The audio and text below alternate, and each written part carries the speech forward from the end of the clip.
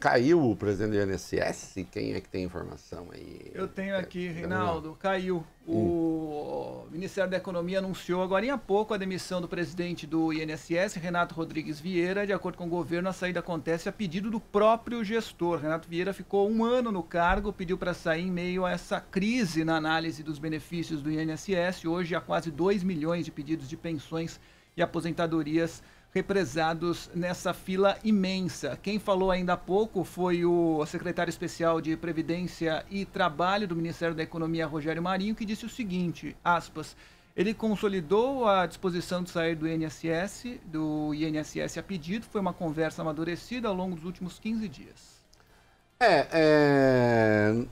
O governo está enfrentando aí algumas dificuldades de caixa, na verdade, né? Nós estamos vendo a fila do Bolsa Família voltou a crescer brutalmente, né? Já há 500 mil pessoas na fila.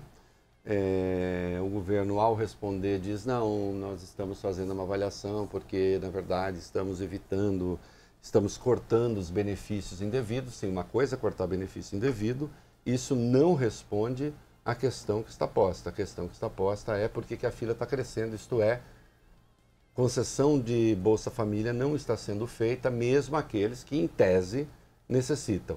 Neste caso do INSS, você tem uma fila crescente também e o governo não está cedendo, não está abrindo, não está dando os benefícios, porque falta caixa. Então, há coisas que estão acontecendo aí bastante complicadas.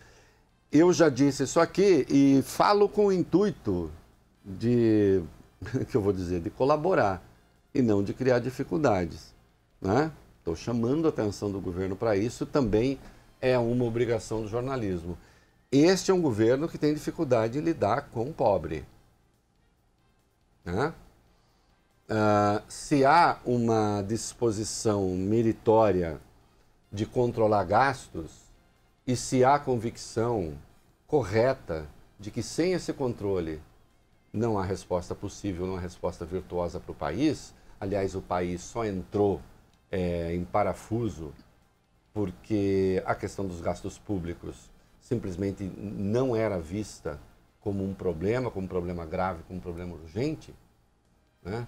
Se o governo Dilma pudesse voltar atrás, né, para corrigir besteiras que fez nesta área, certamente o faria. O próprio PT certamente faria. Então, se é meritório que você tem uma preocupação obsessiva com gastos, tem uma preocupação obsessiva com custo, com caixa, sim, isso é meritório. Agora, ao mesmo tempo, é preciso pensar que você não pode deixar as pontas mais vulneráveis da sociedade haver navios ao léu, em nome desse controle. Porque aí você atua contra o interesse do próprio governo. Porque essas coisas, obviamente, nunca são de graça. Em algum momento, a população aparece e cobra, né, a fatura. E cobra a fatura, por exemplo, na hora do voto. Agora ou depois, né? E nós estamos vendo até agora o governo não tem uma sensibilidade especial para isso, né? E vai se manifestando em todas as áreas. Então, por exemplo, uma das consequências desse desastre do Weintraub no Ministério da Educação é o quê? Paralisou o ProUni. ProUni pega quem? Pega rico? Não. Não. Gente endinheirada, em regra,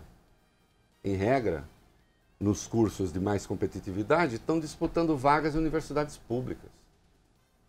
Quem está dependendo de ProUni em faculdade privada de baixo custo é gente pobre, né? Paralisou o FIES, idem.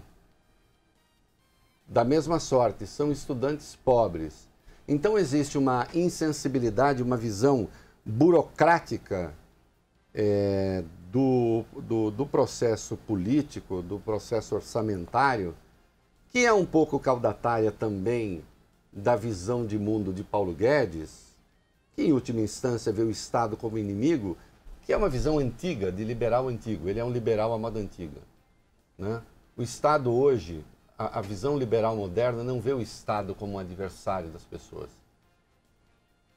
Tampouco pensa se o Estado deve ser grande ou deve ser pequeno. O que se diz é que o Estado deve ser o Estado necessário. Aí sim, né? Não se discute que tamanho deve ter.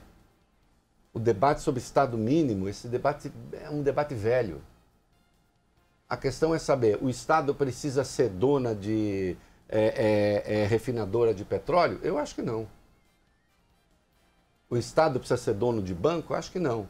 O Estado precisa se preocupar com a educação e precisa se preocupar em investir, em defender os mais vulneráveis? Aí eu acho que sim. E os liberais com uma visão modernizada, acho que sim. Mas o nosso comandante da economia não tem muita sensibilidade para isso. Como não tem o presidente da República também. Isso aqui não é uma crítica, é uma constatação, né? Falta empatia. Nós vimos o Bolsonaro ontem falando sobre enchente, para usar um outro exemplo, né? E é sempre notável, porque ele diz, olha, é muita gente, em última instância gera a culpa não é do governo, está chovendo, não é. A culpa não é desse governo que está chovendo. Nem a culpa desse governo que a infraestrutura seja tão ruim, né? Até porque boa parte dessas questões se deve aos estados. Se deve aos estados. Fala, e aí nós vamos ver o que dá para fazer, né? E vamos fazer o possível. Mas falta sentir um pouco mais o drama das pessoas.